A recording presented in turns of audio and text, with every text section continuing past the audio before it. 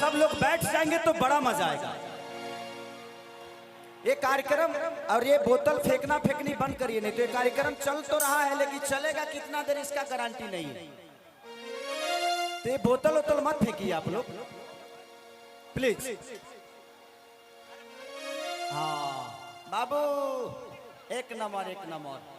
अब खेसरिया आवे या कुछ नुकसान ना होके तो हमारा इला के मतलब का यो बात तुम लोग ठीक है करत रहा। हमारा इला के बाद नुकसान तो पक्का बा। यही के चलते हम कार्यक्रम बहुत कम करी ले। ऐसे जो हमार फैन फैन ना हुए पागल पानी टंकी के ऊपर बड़े एक जना आप लोगों का पागलपंती, लेकिन ये पागलपंती ठीक नहीं है। बोतल फेंकने वाला पागलपंती ठीक नहीं है। आप मुझसे प्यार करिए। यहाँ प्रशासन है और प्रशासन आप लोगों की सुरक्षा के लिए ही रखा गया ताकि किसी को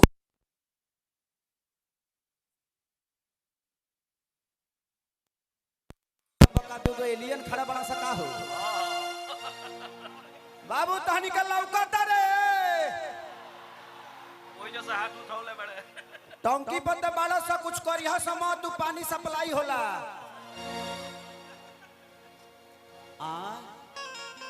क्या नाम है बेटा, क्या नाम है?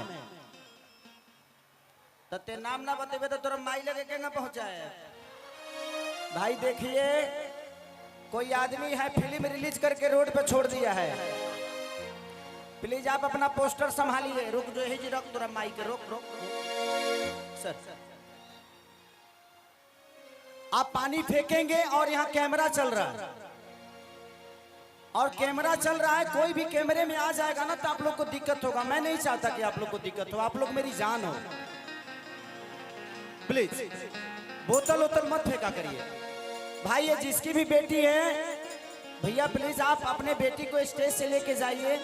बेटा चिंता मत कर, तोर बाबूजी तोर भाई ले के चक्कर में पड़े हैं, ते बहुत डिस्टर्ब करत हो। यही से तोरा कहना छोड़ के निकल बड़े काम पर तहार ही। हाँ हो जी जो तोर मौसा बोलाओ तेरे जो हो जी बाबू मौसा लगे मौसा नया नया मौसा ही बड़े तोर पानी पियोत रहो कि नवदी नदिया चारे लोग जागे ना तो माई के लागल बावे नीनिया पछुलगा बना बजोर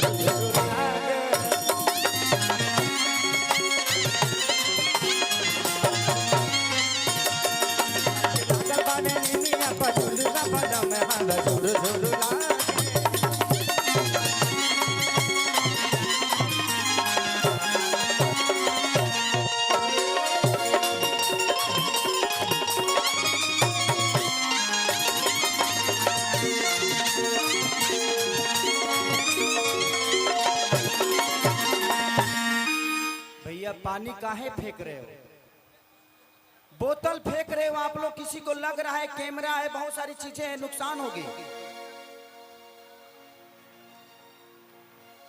हाँ थोड़ा सा देखिए यहाँ थोड़ा सा जाम है, खाली कर दीजिए आप लोग यहाँ का जाम ताकि वो दुल्हा दुल्हन आ जाएंगे। पूरा खाली है, थोड़ा सा जाम है तो थोड़ा सा साइड हो जाइए ताकि पद से लोग आ जाए दुल्हा दुल्हन। और प्लीज मैं रिक्वेस्ट कर रहा हूँ भैया आप लोग प्लीज बोतल मत फेंकिए। पीने के लिए दिया गया है ना, वही जी पियला वही जी निकाल डालो। हाँ अब जाए आवे के दिक्कत हो हम जानता नहीं, कोई बैठने वाला नहीं है इसलिए बैठाने के चक्कर में मैं नहीं पड़ूंगा। ए में केहू बैठे वाला नहीं के हमार अच्छा के हमार हित लगेला जो हमार बात मान जाई। सभे तो हमार खेसरिया खातिर पागले बा के करे कहीं आई लव यू तो माई के लागल बाबे नीनिया पछुलगा बना महाबली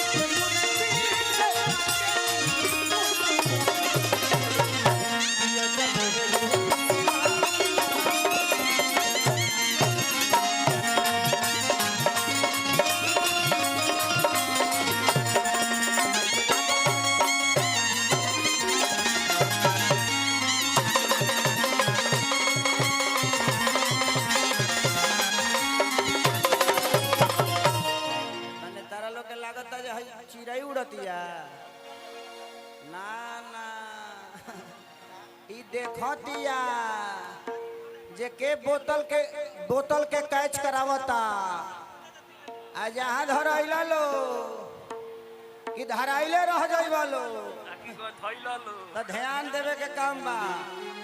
आज आप लोगों को देखिए सबसे बड़ी चीज कि अगर हम कुछ गलत करते हैं ना तो हम अपने राज्य के अपने मिट्टी को अपने लोगों को साथ गलत करते हैं। आज प्रशासन इतना लगा हुआ है आप सबके सुरक्षा के लिए लगा है।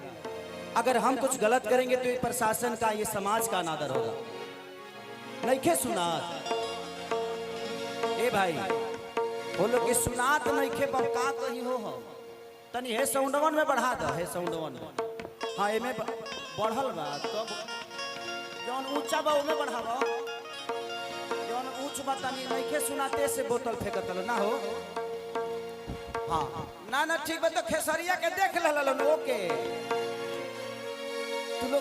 तू लोग जिंदा खेसरिया के देख ले लो।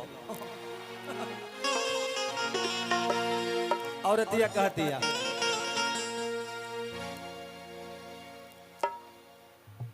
थोड़ा सा खाली कर देते तो बड़ा अच्छा लगता। भैया एंट्री हो रहा है हमारे दुल्हा दुल्हन का तो प्लीज थोड़ा सा बस रिक्वेस्ट है सबसे। आपके अपने घर का फंक्शन है ये आप सब नहीं चाहेंगे तो कौन चाहेगा तो प्लीज थोड़ा सा ध्यान दे दीजिए प्लीज। एग्जैक्टली जो पाथवे है उसको थोड़ा सा खाली कर दीजिए ताकि दूल्हा दुल्हन की एंट्री हो जाए। क्योंकि दुल्हा दुल्हन के लिए कोई गाना बना हुआ है उनके एंट्री के लिए तो एक गाना बजेगा तो आप लोग थोड़ा सा साइड दे दीजिएगा ना तो तुरंत हो जाएगा। उसके बाद मैं तुरंत कार्यक्रम शुरू कर दूंगा। चलिए इस देवी गीत को गा लेता हूँ तब तक खाली करवाते रहिए।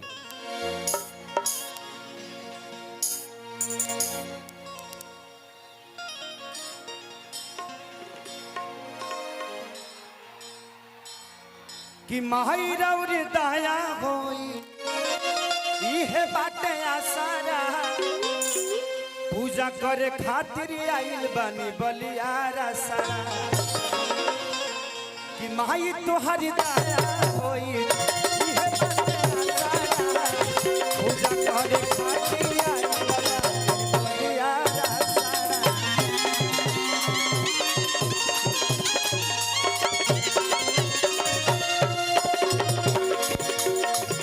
माई तोहरी पूजा करे इहे बाटे आसारा पूजा करे खातिर आइल बनी बलियारा सारा।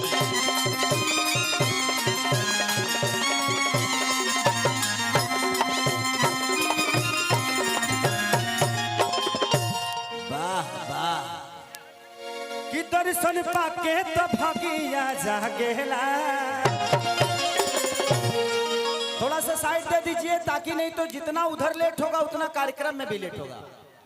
तो माइके लागल बावे निमिया पर झुलुआ बन महार झुलुआ लागे।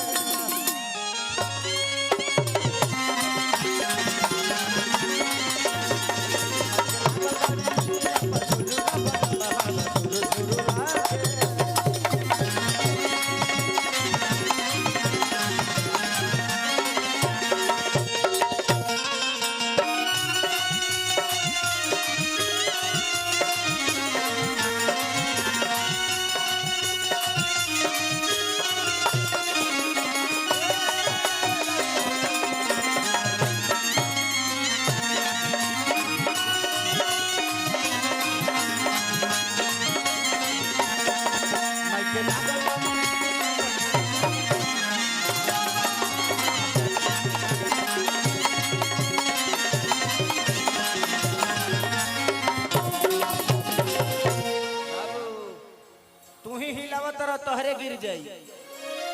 दहिया दहिया